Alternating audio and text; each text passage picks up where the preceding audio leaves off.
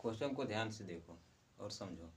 यदि ब्याज अर्धवार्षिक रूप से संयोजित किया जाता है तो 1,07,000 पर प्रति वर्ष की दर से 2 वर्षों के लिए चक्रवृद्धि ब्याज ज्ञात कीजिए। चक्रवृद्धि ब्याज ज्ञात कीजिए।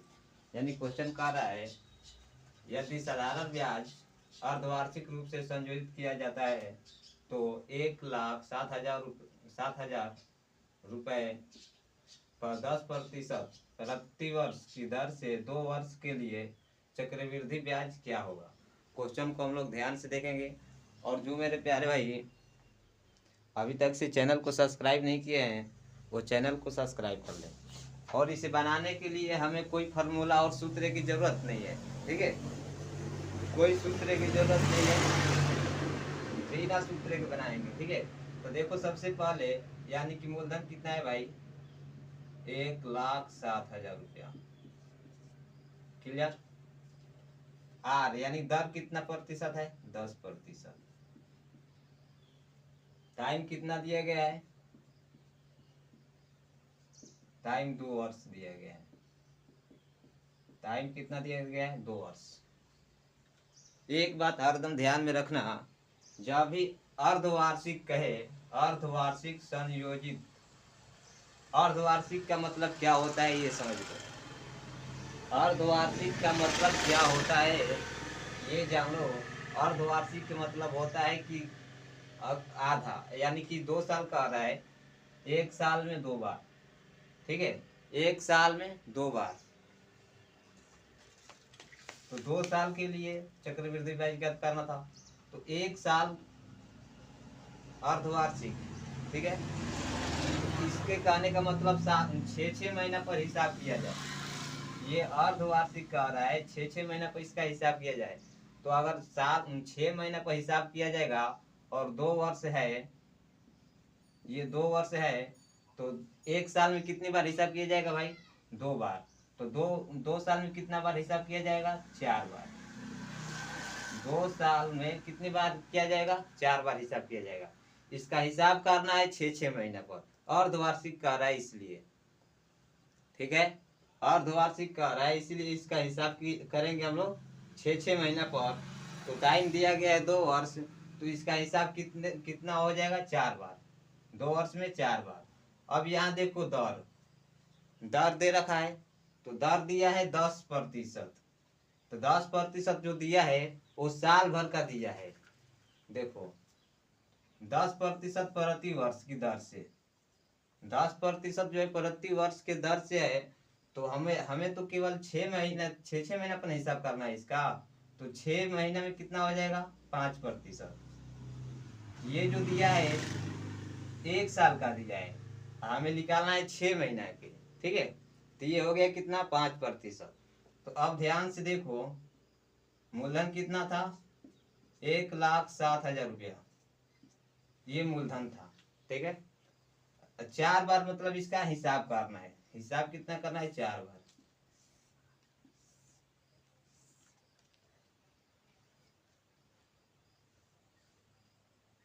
इसका हिसाब कितना करना है, 4 बार। कितने प्रतिशत से, 5।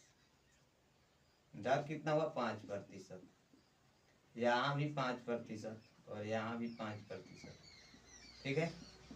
5-5% 4 साल बढ़ेगा, ठीक है। 5-5% 4 साल बढ़ेगा, ठीक है। कोई फार्मूला की जरूरत नहीं है भाई, ठीक। अब देखो 1,07,000 के 5% कितना हो जाएगा, 1,07,000 के 5%,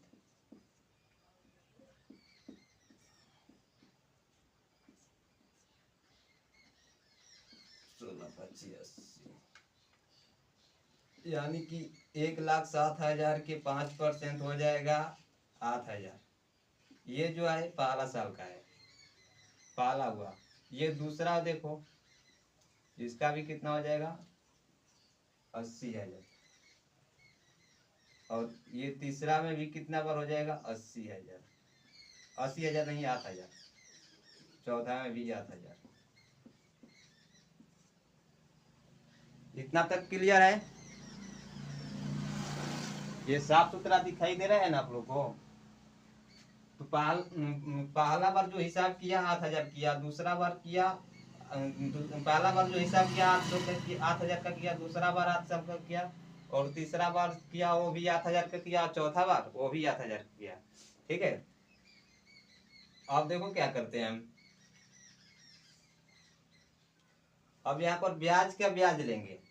ये जो था मूल का सूद था, अब मूल का सूद हो गया। अब ब्याज का ब्याज लेंगे तो पहला साल कोई ब्याज का ब्याज नहीं मिलेगा। अब 800 का 5% निकालेंगे, 800 का 5%।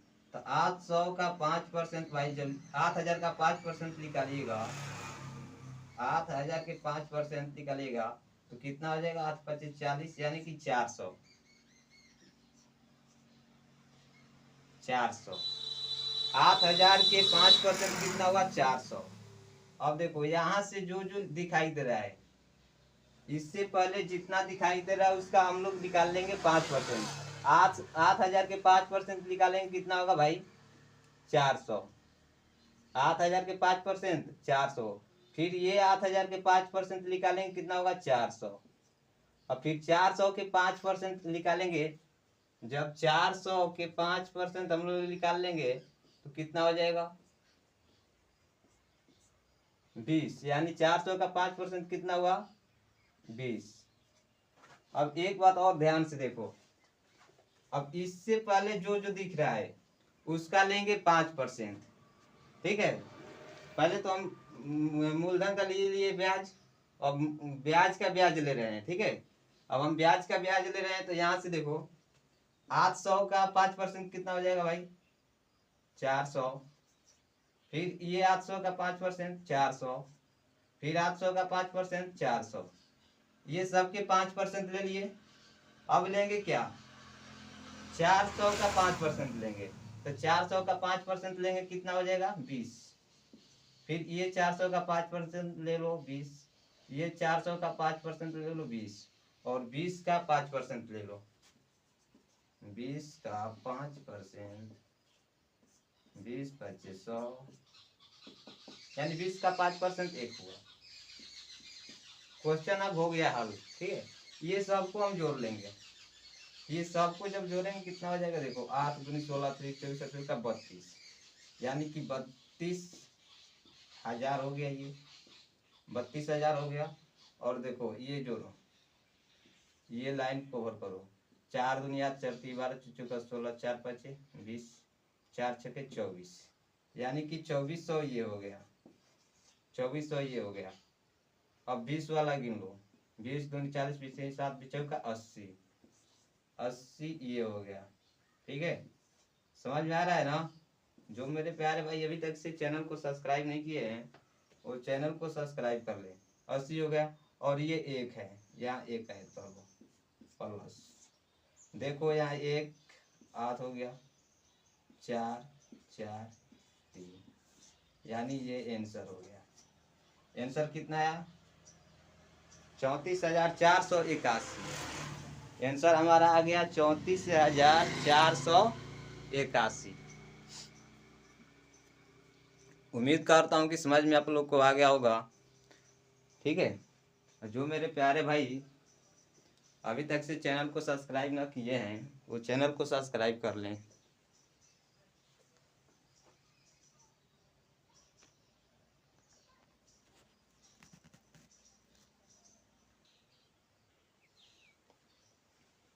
दो नंबर क्वेश्चन देखो।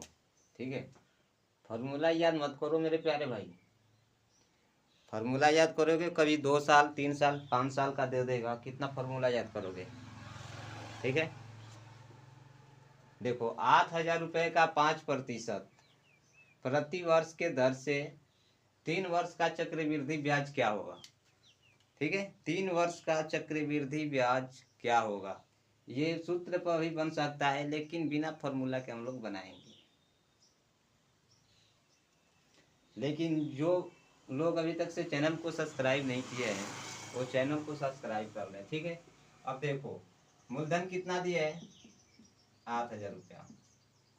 रेट दिया गया है कितना, 5%। 5%। समय दिया गया है 3 वर्ष, समय है भाई, यानी कि टाइम दिया गया है आपको कितना, 3 वर्ष। यहाँ से एक बात सीखो, जो मूलधन है हमारा 8,000 रुपया है, क्लियर है ये।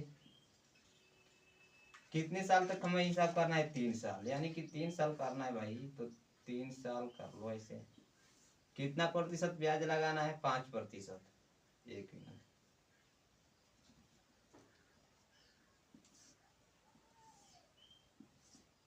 ये 5-5% जो इसका है ब्याज लगता है। 8,000 का 5% कितना हो जाएगा, 8,000 का 5% निकाल लो,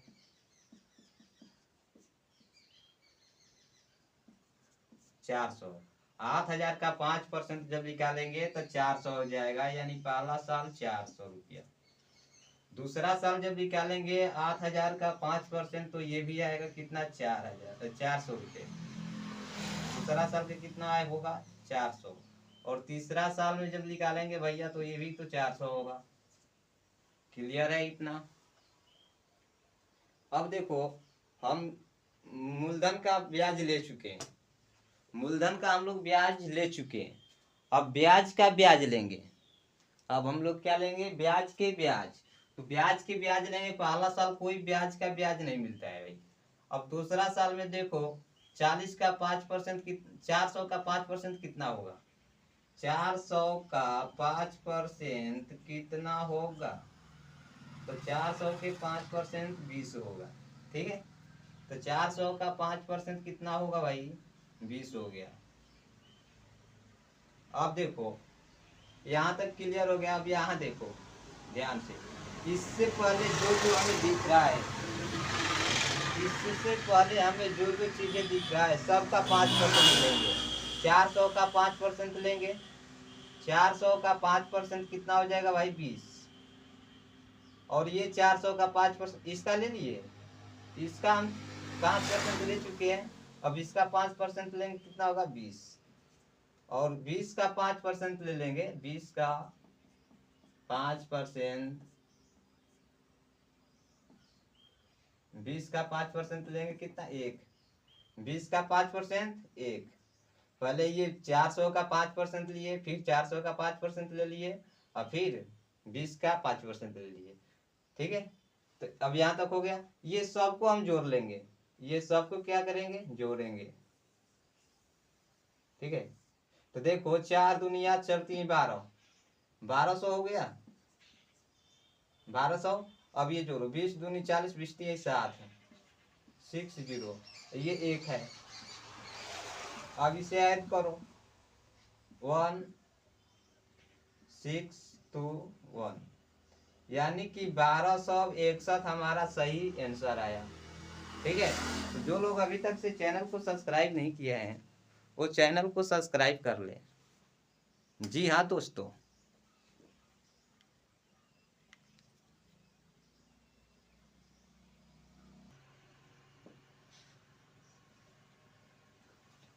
तीन नंबर क्वेश्चन देखो, 62,500 रुपए की धनराशि पर 2 वर्ष के लिए 12% प्रति वर्ष की दर से चक्रवृद्धि ब्याज क्या होगा। 2 वर्ष पर कितना दर जो है, 12%।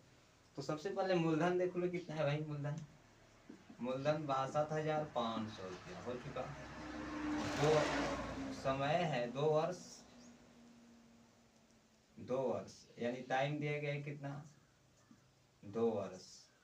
और दर कितना है, 5%, 12%, 12%।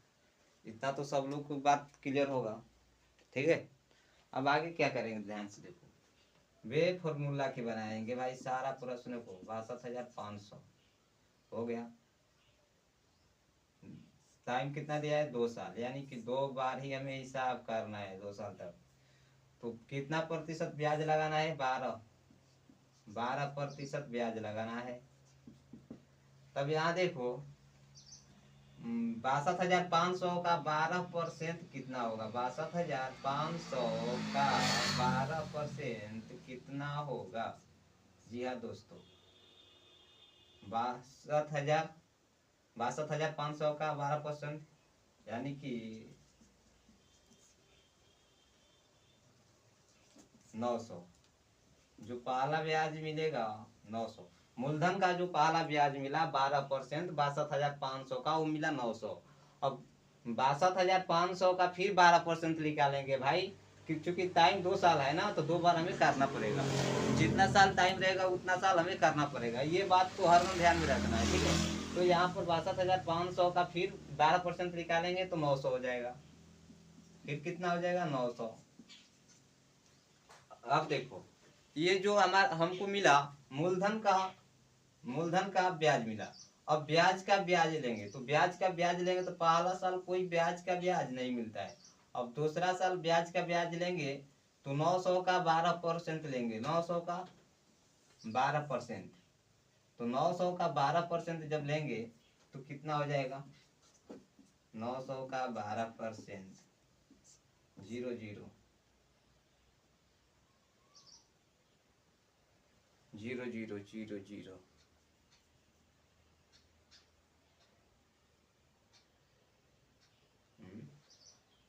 900 का 12%,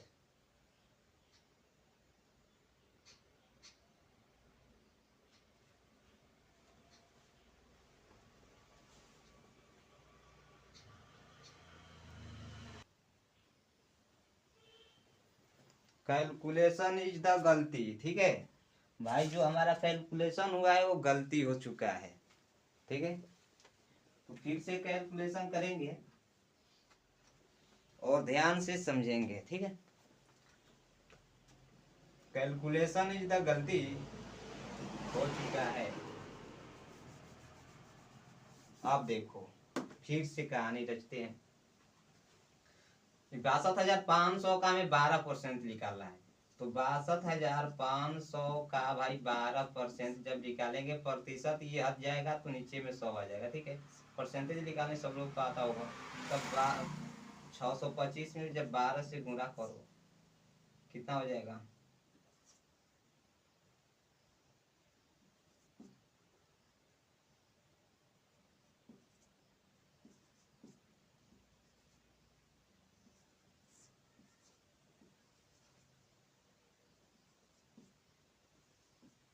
यानी 7500। कितना हुआ भाई? 7500। 62,500 का 12% अगर हम निकालते हैं, 12% जब निकाले तो 7500 हुआ। और दूसरे बार भी निकालेंगे तो कितना होगा? 7500 होगा, ठीक है।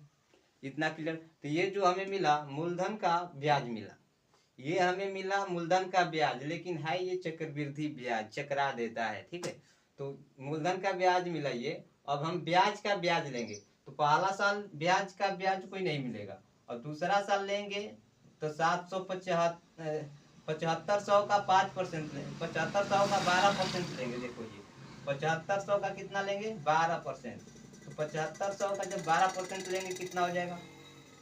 7500 का 12%, 7500 का 12%, यानी कि 75 × 12।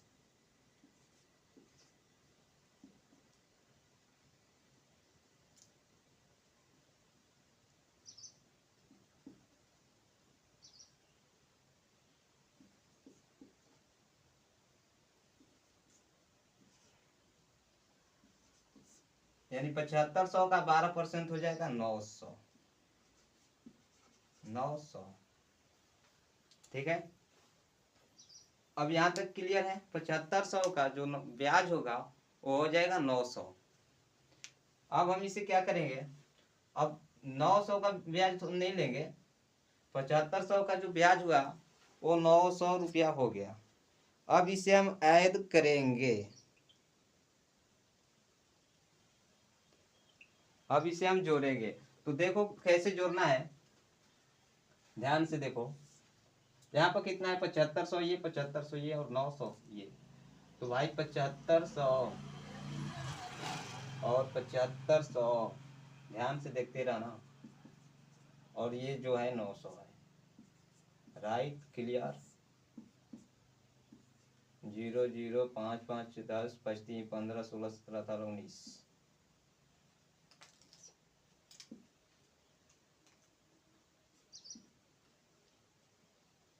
गलती जरा गया का भाई।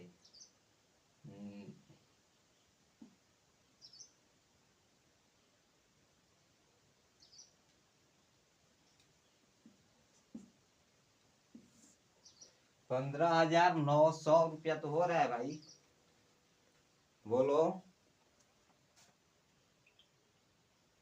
15,900 रुपया होगा। ये आंसर जो हमारा आया है ना, एकदम सही आया है, करेक्ट। ठीक है, तो उम्मीद करता हूँ कि आप लोग चक्रवृद्धि ब्याज को चकरा चकरा कर बना सकते हैं। ठीक है, और कमेंट भी करना चाहिए समझ में आया कि नहीं। ठीक है,